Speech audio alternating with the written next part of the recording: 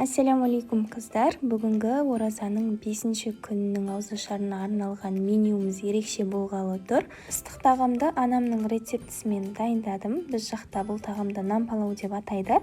Ал қасына өте керемет әрі ерекше десерт мандарин шоколаде дайындадым. Ендеше бисмилля деп тамағымызды дайындауға кірісейік. Керекті көкөністерімізді мейлінше 4 бұрыштап ұсақтап турап алатын боламыз. Қыздар, егерде үйлеріңізде ет бітіп қалатын болса, міндетті түрде осы тағамды дайындап көріңіздер. Бұл тағам етсіз де өте дәмді болып шығады. Енді табамызға май құйып, қыздырып, үстінен етімізді салып, кішкене қызарғанша жақсылап қуырып алатын боламыз.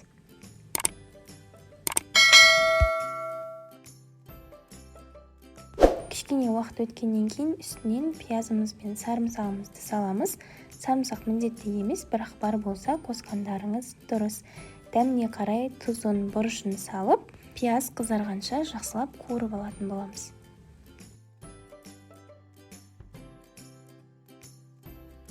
Енді картопымыз бен сәбізімізді салып, отымыздың астын жоғарылатып, картоптың сыртын кішкене қызартып алатын боламыз. Үйлеріңізде болгарский болатын болса, оны да қоссаңыздар дәмі тіптен керемет болады. Менің болгарский салған видеом түспей қалыпты. Енді лавр жапырағын салып, кішкене қуырып, үстінен жылы суымызды құямыз. Қақпағын жауып, орташа отта еті піскенше жақсылап қайнатып алатын боламыз. Жалпы мен қамырдан дайындалатын тағам жасаған кезде қамыр артылып қалып жатса, дәл осылай ұсақтап турап кептіріп қоямын. Керек кезінде алып, осы нан палау тағамына пайдаланамын. Бұл қамырдың арнайы бір жасалу жолы жоқ. Қарапайым тұз бен суға еленген қамырды кесіп, кептіріп алсаңыздар болғаны. Енді қамырларымызды кішкене үстінен басып сындырып, пеште вермишельді қызартқандай етіп қызартып аламыз. Бұны табаға жасасаңыздар да болады. Келесі кезекте десертімізді дайындауға кірісеміз. 50 граммдай шоколадты су буында ертіп алатын боламыз. Еріген шоколадқа бірден мандаринді батырмаңыздар. Кішкене араластырып отырып суытатын боламыз. Осылай қолдарыңызды салған кезде шоколад жылы болып тұру керек. Ыңғайлы болу үшін кішірек ыдысқа құйып аламын. Жақсылап тазаланған 2 дана мандаринді бір-бірлеп шоколадқа батырып аламын. Шоколадқа батырғаннан кейін артық шоколадтарын осылай кішкене сілкіп түсіріп тастаңыздар. Және ескерте кететін өте үлкен бір нәрсе бар. Мен бұл десертті жасау барысында өте бір үлкен қателік жасадым десем де болады. Мандариндерді шоколадқа батырып, тәрелкеге қоймас алдын тәрелкені пищевая пленкамен бір орағандарыңыз дұрыс. Сонда ғана мандариндердің шоколады кепкеннен кейін ыдыстан өте оңай алынады.